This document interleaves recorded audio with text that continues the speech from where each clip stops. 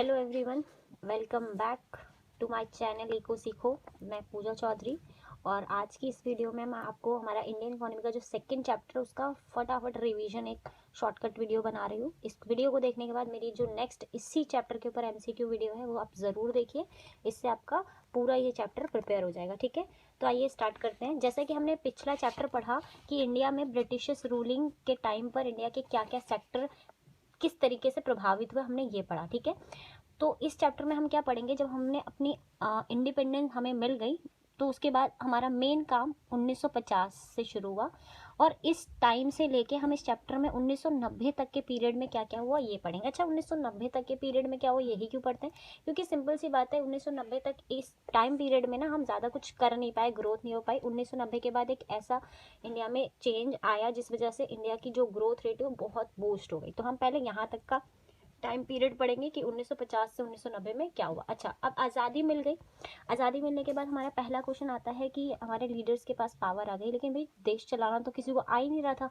तो सबसे पहले लीडर्स ने क्या सोचा कि भाई देखो हमारे देश में देश कैसे चलेगा जब लोग कमाएंगे खाएंगे चीज़ें बनेंगी। मतलब प्रोडक्शन मेन मुद्दा था कि प्रोडक्शन कैसे होगा, है ना। प्रोडक्शन कैसे होगा, कौन करेगा प्रोडक्शन, कैसे गुड्स एंड सर्विसेज। तो बेसिकली सेंट्रल प्रॉब्लम का मतलब तो होता है कि प्रोडक्शन कौन करेगा, कैसे करा जाएगा, गवर्नमेंट करेगी कौन करेगी, तो इसके बारे में डिसीजन लेना। ठीक है, तो हमने पढ़ा है 11th में प्रोडक्शन प्रॉब्लम 3 तरह की होती है, what to produce, how to produce and for whom to produce. कौन बनाएगा, कैसे बनाया जाएगा और किसके लिए बनाया जाएगा। ठीक है, तो इसका डिसीजन लेने के लिए ये जो है ना, ये इसको हम क्या कहते हैं, इकोनॉमिक प्रॉब्लम या इकोनॉमिक सिस्टम कैसा होगा, कंट्री का इकोनॉमिक सिस्टम कैसा होगा, कौन बनाएगा, गवर्नमेंट बनाएगी, प्राइवेट सेक्टर पे सारी जिम्मेदारी छोड़ दे, किस पर छोड़े। ठीक है, तो ये जो इकोनॉमिक सिस्टम है ना उसका सोल्यूशन जो भी तरीके से किया जाए इकोनॉमिक सिस्टम को, सोल्यूशन सेंट्रल प्रॉब्लम को सोल्यूशन जो करता है ना, हम उस सिस्टम को क्या कहते हैं, इकोनॉमिक सिस्टम। तो सेंट्रल प्रॉब्लम का सोल्यूशन इकोनॉमिक सिस्टम से होता है। ठीक है, अब इकोनॉमिक सिस्टम डिसाइड करना था कि कौन बनाएगा, किसके द्वारा बनाया जाएगा, क्या क्या प्रोडक्शन पूरा गवर्नमेंट के हाथों में छोड़ा जाए या फिर प्राइवेट लोगों को सारा का सारा काम दिया जाए, रिसोर्सेज इनके हों, इन्हीं को बोल दिया जाए कि तुम ही कर लो, या फिर दोनों मिलकर करें। तो इकोनॉमिक सिस्टम जो है ना वो 3 तरह का, यानी सेंट्रल प्रॉब्लम 3 तरीके से सॉल्व हो सकती है। या तो गवर्नमेंट को सारी पावर दे दी जाए प्रोडक्शन करने की, रिसोर्सेज सारे इनके सब कुछ, है ना। तो जब हम सेंट्रल प्रॉब्लम गवर्नमेंट के थ्रू सॉल्व होती है ना सेंट्रल प्रॉब्लम, तो ऐसी इकोनॉमी या ऐसा इकोनॉमिक सिस्टम जहाँ पर सेंट्रल प्रॉब्लम गवर्नमेंट के थ्रू सोल्यूशन हो, हम उसे कहते हैं सोशल या सोशलिस्ट इकोनॉमी। क्या कहते हैं, सोशलिस्ट इकोनॉमी, या फिर हम इसे कहते हैं सेंट्रली प्लान्ड इकोनॉमी। क्या कहते हैं, सेंट्रली प्लान्ड इकोनॉमी। ठीक है, ये आपकी बुक में होगा, सेंट्रली प्लान्ड इकोनॉमी। ठीक है, क्लियर है। और अगर सेंट्रल प्रॉब्लम का सोल्यूशन प्राइवेट लोगों के ऊपर छोड़ दिया जाए, उनको बोला जाए कि तुम बनाओ गुड्स एंड सर्विसेज, तो हम इसे क्या कहते हैं, कैपिटलिस्ट इकोनॉमी। कैपिटलिस्ट इकोनॉमी, या फिर इसी को क्या कहते हैं, मार्केट इकोनॉमी। क्या कहते हैं, मार्केट इकोनॉमी। ठीक है, यहाँ पर सारे सोल्यूशन सारी चीज़ें डिमांड एंड सप्लाई, मार्केट मतलब डिमांड एंड सप्लाई के थ्रू सारा सोल्यूशन लिया जाता है। यहाँ पर कौन लेता है, गवर्नमेंट का प्लानिंग कमीशन सारे डिसीजन लेता है। और अगर दोनों मिलके काम करें तो हम ऐसी इकोनॉमी को क्या कहते हैं, मिक्स्ड इकोनॉमी। Mixed economy. तो इकोनॉमिक सिस्टम क्या होता है, जिसके थ्रू सेंट्रल प्रॉब्लम का सोल्यूशन लिया जाए। कितने तरह के इकोनॉमिक सिस्टम होते हैं, 3 तरह के, socialist, capitalist and government mixed. ठीक है, तो पहला डिसीजन यही लेना था कि हमारे देश का इकोनॉमिक सिस्टम कैसा हो। तो leader of independence of India decide among their things the type of economic systems. बहुत सारे लोगों ने सोशलिस्ट को फेवर किया, लेकिन सोशलिस्ट में गवर्नमेंट के ऊपर सारी जिम्मेदारी सौंप दी जाएगी। अब गवर्नमेंट क्या पता फैक्टर सही से यूज़ कर पाएगी नहीं कर पाएगी, तो उसको देखकर फिर अल्टीमेटली डिसाइड किया गया कि इंडिया की जो इकोनॉमी है या इकोनॉमिक सिस्टम है, इंडिया में मिक्स्ड इकोनॉमी फॉलो होनी चाहिए। तो हमने कौन सा सिस्टम अडॉप्ट किया है, मिक्स्ड इकोनॉमी। तो इस तरीके से ये सारी चीज़ें आपकी बुक में दे रखी हैं, आपको रीड करना है तो रीड कर लीजिए, अदरवाइज याद रखिएगा। 3 तरह की इकोनॉमी होती है, सोशलिस्ट, मार्केट और मिक्स। ठीक है, मार्केट इकोनॉमी का मतलब डिमांड एंड सप्लाई के थ्रू सारे डिसीजन लिए जाएंगे, प्राइस का डिसीजन डिमांड एंड सप्लाई के थ्रू होगा। सोशलिस्ट इकोनॉमी क्या होती है, जहाँ पर गवर्नमेंट ही सारे गुड्स एंड सर्विस प्रोड्यूस करेगी, गवर्नमेंट ही डिसाइड करेगी प्राइसेस। और मिक्स्ड इकोनॉमी क्या होता है, जहाँ पर प्राइवेट सेक्टर अपना करेगा, डिमांड एंड सप्लाई के थ्रू प्राइस डिसीजन लेगा, और गवर्नमेंट जो है वो सोशल वेलफेयर के अकॉर्डिंग गुड्स एंड सर्विसेज को प्रोड्यूस करेगी। ठीक है। इसके बाद बात आती है इकोनॉमिक सिस्टम के बाद आती है हम अब हमारा देश में गवर्नमेंट, हम बेसिकली क्या कर रहे हैं, मिक्स्ड इकोनॉमी को अपना लिया हमने। अब गवर्नमेंट में प्राइवेट सेक्टर को काम करने के लिए छोड़ दिया गया। अब गवर्नमेंट क्या डिसाइड करेगी, गवर्नमेंट सेक्टर में गुड्स एंड सर्विसेज प्रोड्यूस होगी, इकोनॉमी को चलाना है, तो इन सबके चीज़ों के लिए रिसोर्सेज चाहिए। अब इकोनॉमी में रिसोर्सेज तो थे ही, ठीक है, तो गवर्नमेंट उस रिसोर्सेज को कैसे यूज़ करेगी, इसके लिए क्या की गई, इकोनॉमिक प्लानिंग। क्या की गई, इकोनॉमिक प्लानिंग। तो इकोनॉमिक प्लानिंग क्या होती है, जब हम कंट्री के रिसोर्सेज को क्या करते हैं, डिस्ट्रीब्यूट करते हैं, क्या मतलब अलोकेशन करने का डिसीजन लेते हैं अकॉर्डिंग टू हमारी कंट्री के हर सेक्शन को ध्यान में रखते हुए कि कौन सा सेक्टर ज़्यादा पिछड़ा हुआ है, हम उस पर ज़्यादा रिसोर्सेज खर्च करते हैं। तो इकोनॉमिक प्लानिंग का मतलब क्या होता है कि जब हम अपनी इकोनॉमी के सिस्टम को देखते हुए अपने रिसोर्सेज को कैसे कहाँ किस जगह एम्प्लॉयड करना उसका डिसीजन लें, तो हम इसे क्या कहते हैं, इकोनॉमिक प्लानिंग, जो कि हमारे देश के लीडर ने लेना शुरू किया। अच्छा, इकोनॉमिक प्लानिंग करने का जिम्मा हमारे देश में प्लानिंग कमीशन को दिया गया, एक कमीशन बनाया गया, एक डिपार्टमेंट समझ लो एक अलग से बना दिया गया, प्लानिंग कमीशन, जो इंडिया में प्लान्स बनाएगी कि किस तरीके से हमें अब ये जो हमारी जो अंडर डेवलप्ड इकोनॉमी है, स्टेगनेंट इकोनॉमी है, उसको किस तरीके से हमें आगे डेवलपिंग पाथ की ओर लेकर जाना है, उसके लिए प्लानिंग कमीशन बनाया गया। प्लानिंग कमीशन इंडिया में 1950 में बना, ठीक है। प्लानिंग कमीशन में बहुत सारे मेंबर्स थे और उन मेंबर्स का एक चेयरपर्सन होता है, ठीक है, चेयरपर्सन। और इंडिया में या प्लानिंग कमीशन का जो चेयरपर्सन होता है वो कौन होता है, चेयरपर्सन इंडिया का प्राइम मिनिस्टर। इंडिया का प्राइम मिनिस्टर उस समय सबसे पहले जो प्राइम मिनिस्टर थे वो जवाहरलाल नेहरू थे। तो अगर क्वेश्चन ऐसे आता है कि चेयरमैन कौन होता है प्लानिंग कमीशन का, तो आप लिखेंगे प्राइम मिनिस्टर। लेकिन अगर बोला जाएगी कि प्लानिंग कमीशन का फर्स्ट चेयरमैन कौन था, तो नाम दिए जाएंगे, तो अब कौन होगा, जवाहरलाल नेहरू। क्लियर है। तो इस तरीके से आप प्लानिंग कमीशन के बारे में मैंने आपको बता दी। कब बना ये, 1950 में। नेक्स्ट हमारी बात आती है कि अब बात होती है कि ये प्लानिंग कमीशन जो प्लान्स बनाता था ना, प्लान्स या प्लानिंग जो करता था ना, तो प्लानिंग के ना ऑब्जेक्टिव्स होते हैं, ठीक है। प्लानिंग के क्या होते हैं, ऑब्जेक्टिव्स होते हैं। तो दो तरह के ऑब्जेक्टिव्स होते हैं प्लानिंग के, एक शॉर्ट टर्म ऑब्जेक्टिव और एक क्या होता है, लॉन्ग टर्म ऑब्जेक्टिव। हमें शॉर्ट टर्म नहीं पढ़ना, हमें लॉन्ग टर्म ऑब्जेक्टिव पढ़ना है। कि कोई एक प्लान बना तो उसका शॉर्ट टर्म ऑब्जेक्टिव क्या है वो नहीं पढ़ना, हमें पढ़ना है कि लॉन्ग टर्म ऑब्जेक्टिव उस प्लान का आगे का क्या सोच के बनाया गया है। तो लॉन्ग टर्म ऑब्जेक्टिव में 4 हैं। एक आता है इकोनॉमिक ग्रोथ, हम पॉइंट क्या पढ़ेंगे, ग्रोथ, ठीक है। दूसरा आता है इक्विटी, ठीक है। तीसरा आता है सेल्फ सफिशिएंसी, जिसको हम क्या बोलेंगे कि अपने ऊपर हम सफिशिएंसी, फूड ग्रेन पे वैसे ही हम लोग इतना डिपेंड हो गए थे दूसरी कंट्री पे, है ना, सेल्फ सफिशिएंसी। और तीसरा आता है, चौथा आता है मॉडर्नाइजेशन, ठीक है, मॉडर्नाइजेशन। तो 4 तरह के लॉन्ग टर्म ऑब्जेक्टिव है इकोनॉमिक प्लानिंग के, growth, equity, self sufficiency and modernisation. अब आपकी बुक से मैं थोड़ा थोड़ा रीड करवा रही हूँ। ग्रोथ का मतलब क्या होता है, ध्यान से सुनना। जब हम ना कंट्री में जितना भी गुड्स एंड सर्विस बनता है, अर्थात जीडीपी, कंट्री का जीडीपी, जब हमारे देश में गुड्स एंड सर्विस बनाने की जो प्रोडक्शन कैपेसिटी होती है, प्रोडक्शन कैपेसिटी को इंक्रीज करवाते हैं ना, तो इसका मतलब जीडीपी बढ़ेगा और उसी को हम क्या कहते हैं, ग्रोथ। तो याद रखना, ग्रोथ को मेजर करने के लिए इंडिकेटर किसे माना जाता है, जीडीपी।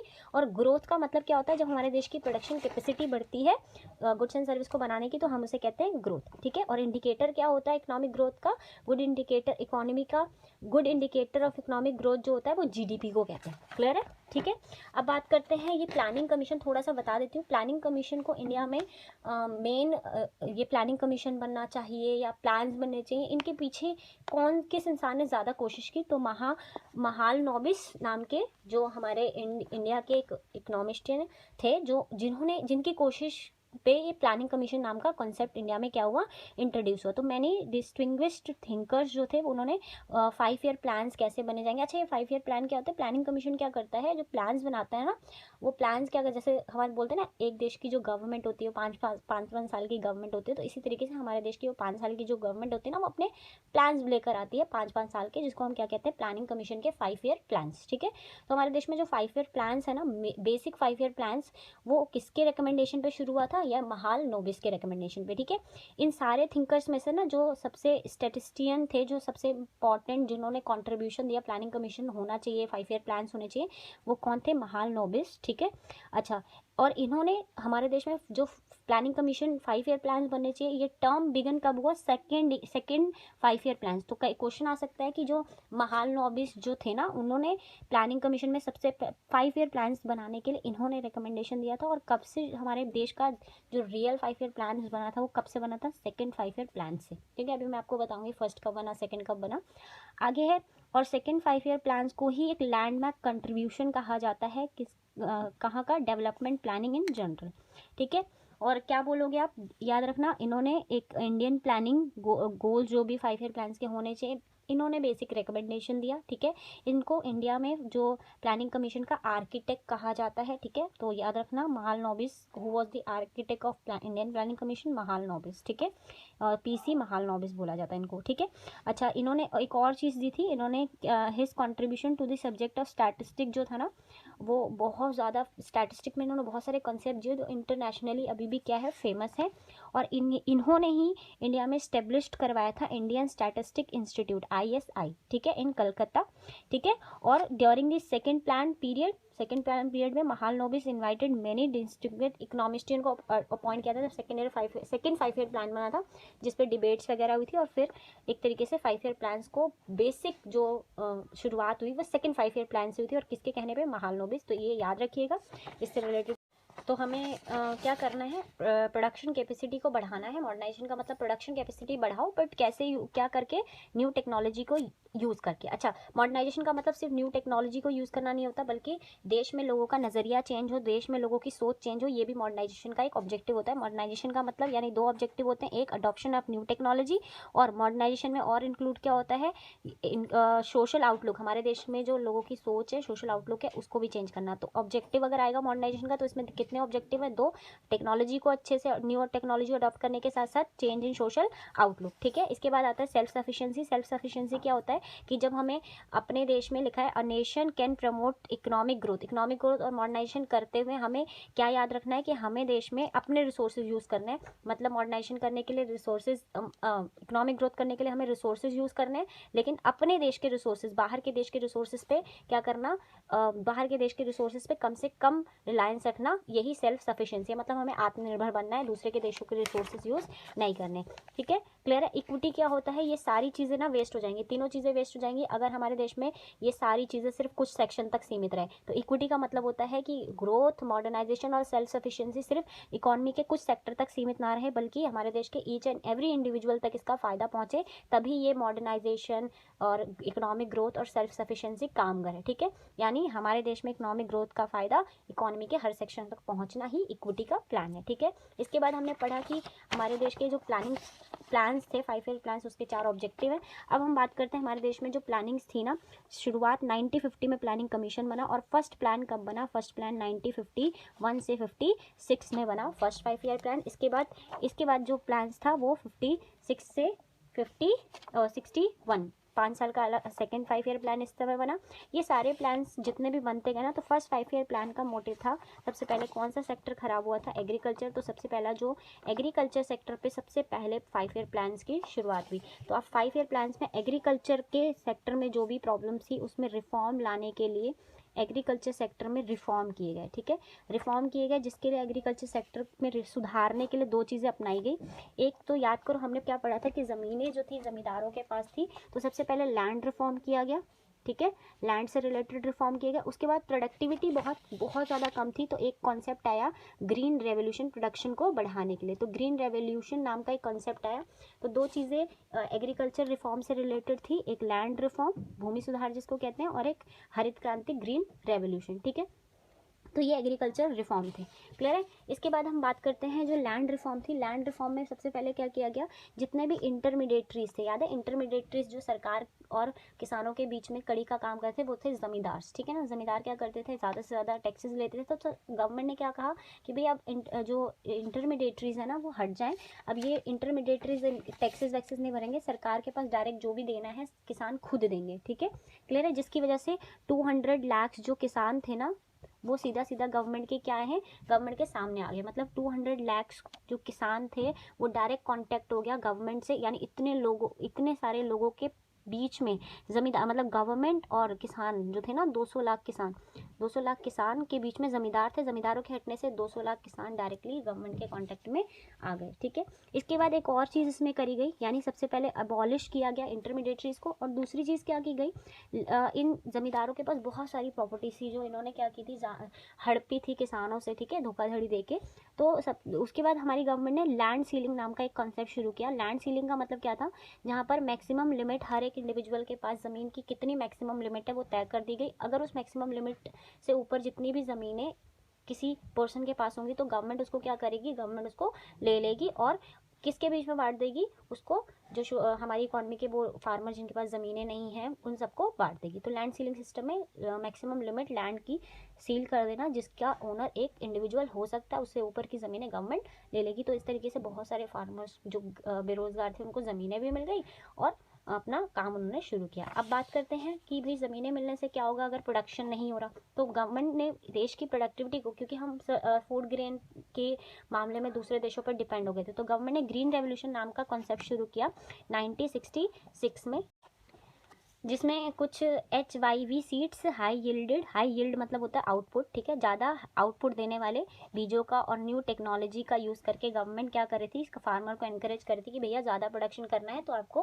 क्या क्या यूज़ करना चाहिए, आप सिंपल बीज मत यूज़ करो, high yield variety of seeds use करो। ठीक है, जिनको मिराकल सीड्स बोला जाता है, चमत्कारी बीज बोला जाता है। और इन बीजों का न्यू टेक्नोलॉजी का यूज़ करके आपको प्रोडक्शन क्या करना है, बढ़ाना है। ठीक है, तो ग्रीन रेवोल्यूशन की इस तरीके से इंडिया में शुरुआत हुई, जिसके बहुत सारे फायदे हुए। अच्छा, ग्रीन रेवोल्यूशन का फायदा ज़्यादातर उन्हीं सेक्शन को हुआ जिनके पास देखो ये चीज़ें बहुत महंगी। तो इंडस्ट्रियल सेक्टर के लिए हमारे देश में इंडस्ट्रियल पॉलिसी बनाई गई। ठीक है, इंडस्ट्रियल पॉलिसीज़। ठीक है, और इंडस्ट्रियल पॉलिसी में सबसे पहले जो इंडस्ट्रियल पॉलिसी रेजोल्यूशन जो बनाया गया था, इंडस्ट्रियल पॉलिसी बनाई गई थी वो 1948 में थी, जिसमें थोड़ी कमियां थी, जिस वजह से हमारे देश में नई इंडस्ट्रियल इसी पॉलिसी को रेजोल्यूशन यानी दोबारा से चेंज किया गया। तो इंडस्ट्रियल पॉलिसी रेजोल्यूशन एक्ट बनाया गया, रेजोल्यूशन एक्ट 1956, 30 अप्रैल 1956 को, जिसमें क्या था, जिस रेजोल्यूशन पॉलिसी में हमें इंडस्ट्रीज़ को हमारे देश में, क्योंकि इंडस्ट्रियल रिफॉर्म शुरू हो गए थे, इंडस्ट्रीज़ भी हमें देखो, हम एग्रीकल्चर सेक्टर में परेशान थे, फिर एग्रीकल्चर सेक्टर के बाद इंडस्ट्रियल सेक्टर भी कुछ खास नहीं चला ब्रिटिशर्स के टाइम पर, है ना, तो उनको भी सुधारने के लिए इंडस्ट्रियल पॉलिसी रेजोल्यूशन बनाया गया 1956, जिसने हमारे देश की इंडस्ट्रीज़ को 3 पार्ट में डिवाइड किया। उसमें फर्स्ट जो फेज़ की इंडस्ट्री थी, जिसको हम कहते हैं शेड्यूल 1 की इंडस्ट्री, इसमें टोटल 17 इंडस्ट्रीज़ थी, जिसका पूरा का पूरा कारोबार जो था वो सरकार के हाथ में था। तो फर्स्ट इंडस्ट्रीज़ में वो इंडस्ट्री थी जिसका ओनरशिप जो था ना, ओनरशिप कंट्रोल वगैरह किसके हाथ में था, गवर्नमेंट के हाथ में। सेकंड शेड्यूल की इंडस्ट्री कौन थी, जिसका ओनर तो गवर्नमेंट थी, लेकिन ये इंडस्ट्रीज़ में जो प्राइवेट सेक्टर ना उसकी स्टेब्लिशमेंट में हेल्प कर सकते हैं, बनाने में गवर्नमेंट की क्या कर सकते हैं, हेल्प कर सकते हैं। और थर्ड फेज़ में जो भी बची कुची इंडस्ट्रीज थी, यहाँ पर 12 इंडस्ट्रीज़ थी। ठीक है, और थर्ड फेज़ में जो इंडस्ट्री बच गई उस पर गवर्नमेंट ने बोला चलो भाई, मतलब 17 इंडस्ट्रीज़ के नाम दिए फर्स्ट में कि ये सिर्फ गवर्नमेंट के ओनर होंगे, प्राइवेट लोग इसमें हाथ नहीं डालेंगे। सेकेंड फेज़ में भी 12 इंडस्ट्रीज़ के नाम दिए गए, जिसमें गवर्नमेंट ने बोला कि ये जो इंडस्ट्रीज़ है ना, एक बार ये जो नंबर है वो चेक कर लीजिएगा आप अपनी बुक से, इसमें कुछ इंडस्ट्रीज़ के नाम दिए गए जो गवर्नमेंट स्टैब्लिश ओनर होगी, बट उसको एस्टेब्लिशमेंट में प्राइवेट लोग उनकी मदद कर सकते हैं। और थर्ड स्टेज की इंडस्ट्रीज़ जो थी ना, गवर्नमेंट ने बोला इनको छोड़।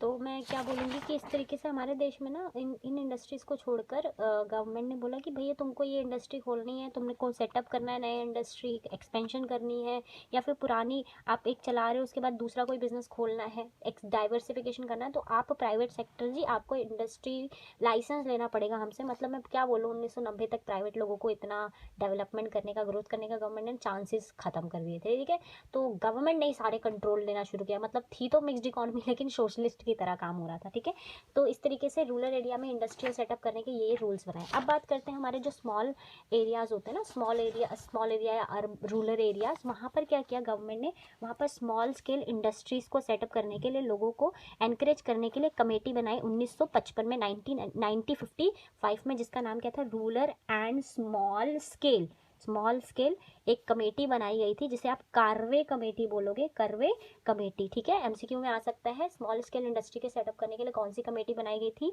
1955 में rural and small scale committee, curve committee, जिसमें बेसिकली क्या किया गया था, हमारे देश में छोटी मोटी इंडस्ट्रीज भी खुलनी चाहिए। लोग जैसे आप कोई बड़ी इंडस्ट्री नहीं खुल सकता तो रूरल एरिया में लोग छोटा मोटा अपना खुद का सेटअप, जैसे लोग क्या करते हैं, मोमबत्ती बनाने का, माचिस बनाने का, छोटी मोटी इक्विपमेंट बनाने का, खिलौने बनाने का, ये सब जो है ना स्मॉल स्केल इंडस्ट्रीज में आती है। इन सबको सेटअप करने के लिए गवर्नमेंट ने एक तरीके से क्या किया, एनकरेजमेंट किया। अच्छा, इसके बाद ना उस समय जो स्मॉल स्केल इंडस्ट्री किसको कहते हैं, छोटी इंडस्ट्री किसको कहते हैं? जिनकी असेट, जिन्होंने अपनी जिनकी दुकान, जिनकी फैक्ट्रियाँ जो छोटी मोटी खुली है ना, असेट या प्लांट एंड मशीनरी में उस समय 5 लाख अगर आपने अपने बिजनेस में लगाए हैं तो आप स्मॉल स्केल इंडस्ट्री के दायरे में आ जाओगे। आज की डेट में वो लिमिट जो है ना 1 करोड़ है, यानी अगर किसी बिजनेस में 1 करोड़ की प्लांट एंड मशीनरी है तो वो बिजनेस जो है ना वो स्मॉल स्केल इंडस्ट्रीज कहलाता है, ठीक है।